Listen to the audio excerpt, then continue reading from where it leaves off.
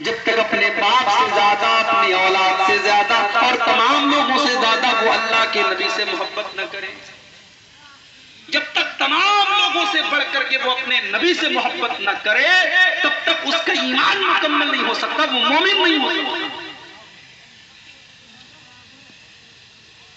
سوال یہ پیدا ہوتا ہے کہ کیا نبی سے محبت اپنی جان سے بھی بڑھ کے کرنی چاہیے؟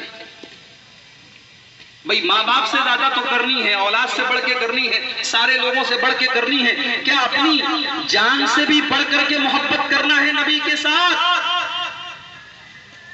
قرآن مجید جواب دیتا ہے النبی اولا بالمومنین من انفسہم، نبی سے محبت ایمان والے اپنی جان سے بڑھ کر کے کرتے ہیں، اپنی جان سے زیادہ وہ نبی سے پیار کرتے ہیں، نبی ان کو اپنی جان سے زیادہ محبوب ہوتے ہیں۔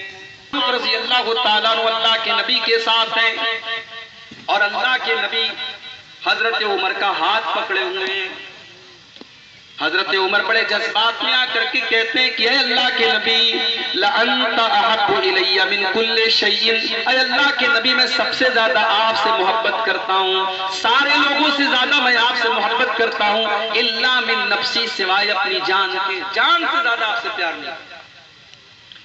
اللہ کے پیارے نبی نے فرمایا اے عمر لا والذی نفسی بیدہ حتی اکون احب الیک من نفسک، اے عمر اس ذات کی قسم جس کے ہاتھ میں میری جان ہے، جب تک تم اپنی جان سے بڑھ کر کے مجھ سے محبت نہ کرو گے، جب تک اپنی جان سے زیادہ تم مجھ سے پیار نہ کرو گے، تب تک تم مکمل ایمان والے نہیں بن سکتے، تب تک تم مکمل مومن نہیں بن سکتے۔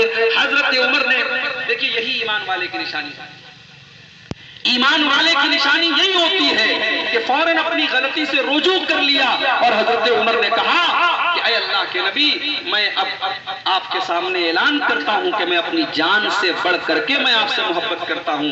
اللہ کے پیارے نبی نے فرمایا الآن یا عمر، اے عمر اب جا کر کے تمہارا اسلام مکمل ہوا، تمہارا ایمان مکمل ہوا۔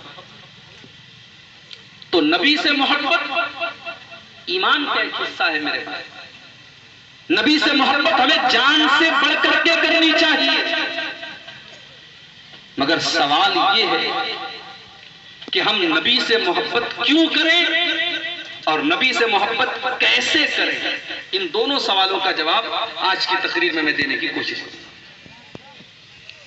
دنیا میں ہم بہت سارے لوگوں سے محبت کرتے ہیں ان کی خوبیوں کی وجہ سے، ان کے کمالات کی وجہ سے۔ کسی کی آواز ہمیں پسند ہے، کسی کا انداز ہمیں پسند ہے، کوئی بہت خوبصورت ہے۔ کرکٹ، جو لوگ کرکٹ دیکھتے ہیں ان کا کوئی پسندیدہ کرکٹر ہے، انہیں کرکٹر سے محبت ہے کہ صاحب اس کے اندر کرکٹ کھیلنے کی ایک ادا ہے کہ نہیں؟ انسان دنیا میں کسی سے محبت کرتا ہے اس کے کمالات کی وجہ سے، اس کی خوبیوں کی وجہ سے۔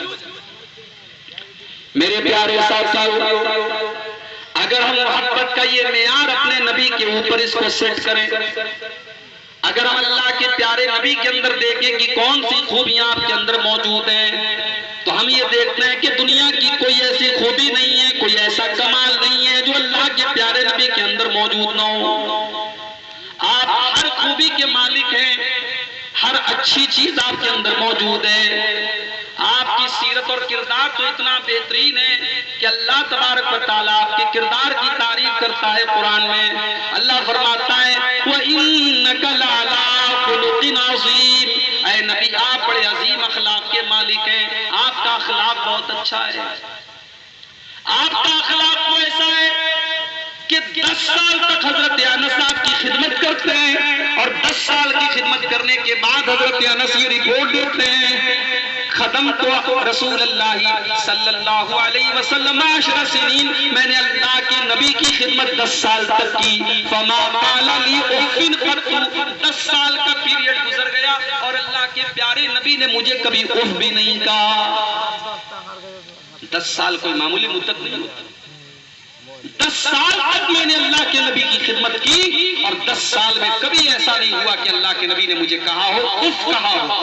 کسی کو تکلیف پہنچانے کے لیے سب سے ہلکا لفظ عربی زبان میں کیا ہوتا ہے؟ اف۔ اسی لیے اللہ نے قرآن میں کہا کہ اپنے والدین کو اف بھی مت کہو۔ حضرت انس کہتے ہیں کہ 10 سال میں اللہ کے نبی نے مجھے کبھی اف بھی نہیں کہا۔ کبھی ایسا نہیں ہوا کہ میں نے کوئی کام کیا ہو اللہ کے نبی نے فرمایا ہو کہ اے انس تو نے یہ کام کیوں کیا، اور کبھی ایسا بھی نہیں ہوا کہ میں نے کوئی کام نہیں کیا اور اللہ کے نبی نے فرمایا کہ اے انس تو نے یہ کام کیوں نہیں کیا۔ یہ میرے نبی کا اخلاق۔ سچے اتنے تھے کہ آپ کے بڑے بڑے دشمن بھی کبھی آپ کو جھوٹا نہ کہہ سکے۔ امانت دار اتنے تھے، جب مکہ سے مدینہ آپ جا رہے تھے لوگ آپ کے خون کے پیاسے تھے، لوگ آپ کو جان سے مار دینا چاہتے تھے، مگر اس وقت بھی مکہ والے اپنی امانت اگر کسی کے پاس رکھواتے تھے تو جناب محمد رسول اللہ صلی اللہ علیہ وسلم کے پاس رکھواتے تھے۔ بہادر اتنے تھے کہ جنگ کے میدان میں جب سارے لوگ میدان چھوڑ کے بھاگ جاتے اللہ کے نبی میدان جنگ میں کھڑے رہتے اور کہتے انا النبی لا کذب انا عبد المطلب، وہ لوگوں میں اللہ کا سچا نبی ہوں، میں عبد المطلب کا بیٹا ہوں، میں جھوٹا نہیں ہوں، وہ لوگوں میری طرف آ جاؤ۔ اللہ کے نبی میدان جنگ میں ڈٹے رہتے تھے۔ بہادر اتنے، سخی اور فیاض اتنے تھے کہ کبھی آپ نے کسی کو نہ نہیں کہا۔ جب بھی آپ سے کسی نے کوئی چیز مانگی آپ نے کبھی کسی کو نہ نہیں کہا۔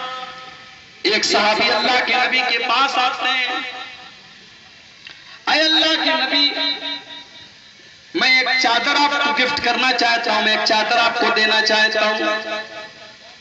ایک حدیث میں ہے کہ عورت آتی ہے، صحابی آتی ہے، اے اللہ کے نبی میں آپ کو ایک چادر دینا چاہتا ہوں۔ اس نے ایک بہترین چادر اللہ کے نبی کو لا کر کے دے دی۔ اتفاق سے اللہ کے پیارے نبی کے پاس اس وقت کوئی اور چادر نہیں تھی، آپ کو چادر کی ضرورت بھی تھی، آپ نے اس چادر کو قبول کر لیا اور اس چادر کو آپ پہننے لگے، اوڑھنے لگے۔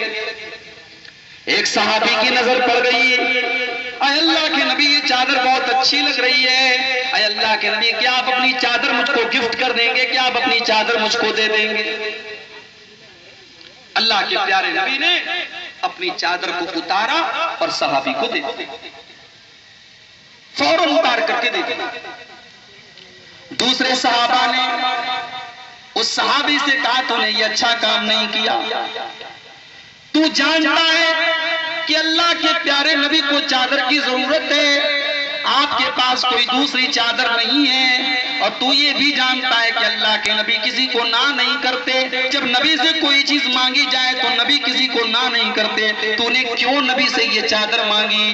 وہ صحابی کہنے لگے او لوگوں میری طرف غلط نظروں سے نہ دیکھو، میں نے یہ چادر کیوں مانگی ہے ذرا میرا مقصد بھی تو سن لو، میں نے یہ چادر کیوں مانگی ہے؟ رجا حصول برکتہا، میں نے یہ چادر اس لیے مانگی ہے کیونکہ اس چادر کو جناب محمد رسول اللہ نے پہنا ہے اور میں یہ چاہتا ہوں کہ میں اس چادر کی برکت حاصل کر لوں، کیونکہ یہ چادر نبی کے جسم کے اوپر گئی ہے، اللہ کے پیارے نبی نے پہنا ہے، اس لیے میں چادر مانگ رہا ہوں اور میں اس چادر کو اپنا کفن بنانا چاہتا ہوں۔ میں چاہتا ہوں کہ جب میرا انتقال ہو جائے، جب میں مر جاؤں تو اسی چادر میں مجھے کفنا دیا جائے۔ یہ اللہ کے نبی کا اخلاق۔ گالی کا جواب آپ نے گالی سے نہیں دیا۔ آج کل سوشل میڈیا پر ایک پوسٹر بڑا وائرل ہو رہا ہے، ہمارے بھائیوں نے جو 12 ربیع الاول کو عید میلاد النبی مناتے ہیں انہوں نے ایک بہت بڑا سا پوسٹر نکالا تھا، بینر کہیں لگایا تھا اور بینر پر لکھا تھا وہابی، اور وہابی کے آگے گندی سی گالی تھی جو میں تقریر میں بیان نہیں کر سکتا۔ وہابی کے آگے گالی لکھی تھی۔ کیوں صاحب؟ نبی کے چاہنے والے ہیں اور یہ گستاخ لوگ ہیں، یہ لوگ نہیں مانتے اس لیے ہم ان کو گالی دیں گے۔ وہابی کے ساتھ ہم نے گالی کا لفظ استعمال کیا۔ او لوگوں ذرا شرم کرو، ذرا شرم کرو، جس نبی کی محبت کے نام پر تم آج دوسروں کو گالی دے رہے ہو، اس نبی نے اپنی زبان سے کبھی گالی نہیں دی۔ اس نبی کا حال تو یہ تھا، اما عائشہ فرماتی ہیں ما کان رسول اللہ صلی اللہ علیہ وسلم فاحشا ولا متفاحشا، اللہ کے پیارے نبی نے کبھی اپنی زبان سے گندا لفظ استعمال نہیں کیا، کبھی گالی کے جواب میں بھی آپ نے گالی نہیں دی۔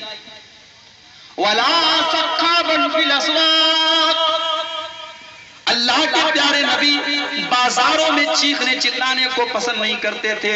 وہ لوگوں جو نبی بازاروں میں چلانے کو پسند نہیں کرتا تھا، آج آج اس نبی کی محبت کے نام پر آپ ڈی جے بجا رہے ہیں، سارے گاؤں کو سنا رہے ہیں، سارے گھر والوں کو، سارے محلے والوں کو سنا رہے ہیں، راستے بند کر رہے ہیں۔ آج میرے پاس ویڈیو آیا ہے ممبئی کا، بڑے بڑے ڈی جے بج رہے ہیں، گانے بج رہے ہیں، میوزک بج رہے ہیں۔ جس نبی نے میوزک کی آواز سن کر اپنے کانوں میں انگلیاں ڈال لی ہوں، جس نبی نے میوزک کو شیطان کا آلہ قرار دیا ہو، آج اس نبی کی پیدائش کے جشن کے نام پر آپ میوزک بجا رہے ہیں۔ کیک بھی کاٹا جا رہا ہے، نبی نے تو اپنا نام نہیں کاٹا۔ حضرت علی رضی اللہ تعالیٰ عنہ صلح حدیبیہ کے موقع پر جب اللہ کے نبی نے کہا کہ محمد الرسول اللہ کاٹ کر کے محمد ابن عبداللہ لکھ دو، تو حضرت علی نے کہا کہ میں رسول اللہ کا لفظ نہیں کاٹ سکتا۔ حضرت علی نے تو نہیں کاٹا، لیکن آج نبی کا چاہنے والا نبی کا نام لکھتا ہے اور پھر اس کے بعد اس کو چاقو سے کاٹ بھی رہا ہے۔ میرے پیارے ساتھیوں،